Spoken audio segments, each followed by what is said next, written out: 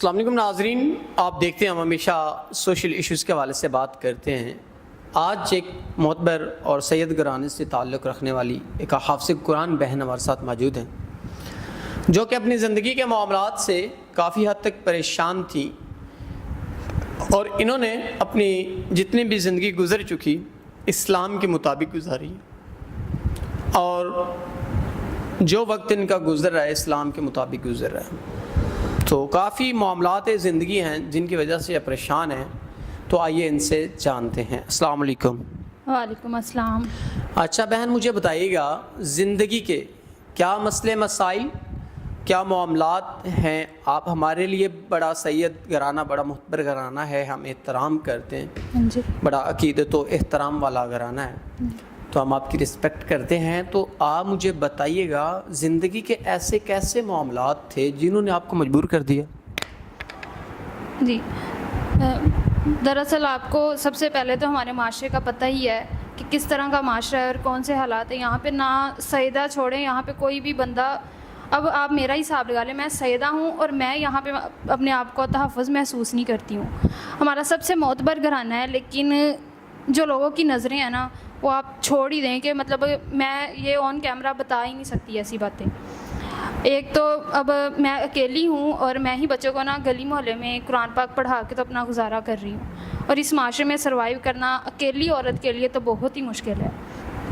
میرا بس یہ ہے کہ ایک تو ہمارے نا گھر کے حالات اتنے کوئی ٹھیک نہیں ہیں کہ ہم مطلب 2 وقت کی روٹی بہت سکون سے کھا سکیں۔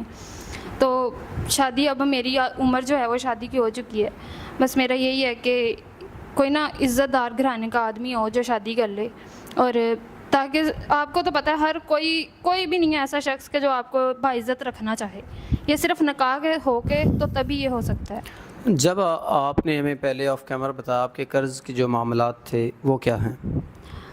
باپ میرا ہے نہیں ہے۔ بہن آپ مجھے بتائیے گا جو قرض کے حوالے سے آپ نے ہمیں آف کیمرہ بتایا وہ کیا معاملات ہیں؟ وہ میرے والد صاحب کی جو ہے وہ وفات ہو گئے ہیں، وہ فوت ہو چکے ہیں، اور والدہ کے نا علاج کے لیے میں نے لیے ہوئے تھے قرض اپنے نا، ادھر ہمارے محلے میں ہی رہتے ہیں جو مطلب تھوڑے معتبر لوگ ہوتے ہیں جن سے ہم پیسے والے ہوتے ہیں تھوڑا بہت، لیکن نا بہت ہی کوئی ضلالت ہو، میں نے پیسے لے کے نا مجھے لگتا ہے میں نے بہت ہی بڑی غلطی کی ہے۔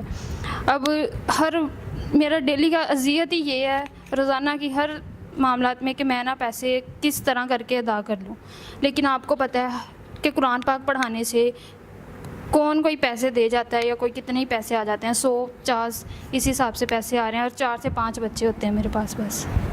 اگر کوئی ایسا انسان جو آپ کے قرض کے معاملات آپ کو تحفظ دیتا ہے، آپ سے نکاح کرتا ہے، آپ کے تمام تر جو پریشانیاں اس کو حل کرتا ہے، اگر اس کی عمر بڑی ہو یا پہلے شادی شدہ ہو یا آپ کو باہر لے جانا چاہے، آپ کو اس میں مسئلہ تو کوئی نہیں ہوگا؟ عمر بڑی کی تو بات ہی نہیں ہے، آپ کو پتہ ہے ہمارے اسلام میں اس چیز کی اجازت دی گئی ہے کہ لڑکا لڑکی کی ایج کا تو کوئی ڈیفرنس اس میں بتایا ہی نہیں گیا ہے، لیکن یہ ہو کہ عزت کا محافظ ہو۔ میں یہ نہیں ہے کہ آج شادی کروں اور بعد میں پھر وہی حالات خراب ہوں، تو کوئی محافظ ہو، بے شک بڑی عمر کا یہ اس کا کوئی ایشو نہیں ہے۔ ناظرین، بہن نے واضح طور بتا دیا، سیدہ بہنیں حافظ قرآن بھی ہیں، انہوں نے واضح بتا دیا کہ میں ایک ایسے انسان کو چاہتی ہوں کہ جو میرا محافظ بنے۔ عمر کا کوئی مسئلہ نہیں، کسی قسم کا کوئی مسئلہ نہیں، لیکن انسان رسپیکٹ دینے والا ہو۔ تو ہم امید کرتے ہیں کوئی ایسا انسان جو ان کو رسپیکٹ دے اور ان کا محافظ بنے تو وہ ضرور ان کے ساتھ نکاح کرے۔ تو اسی کے ساتھ اپنے میزبان نواب احمد کو دیجیے گا اجازت۔ خدا حافظ۔